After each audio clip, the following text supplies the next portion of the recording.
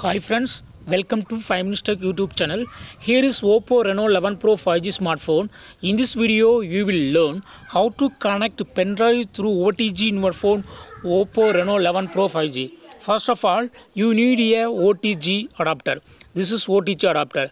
It has one end C type and another end USB port. Okay, you have to insert C type end to your phone. Okay, here in the C type port of your phone, just plug like this. Okay, then in the USB end of your OTG adapter, you go to insert a pen drive, bring pen drive, and you go to insert here a pen drive. Okay, now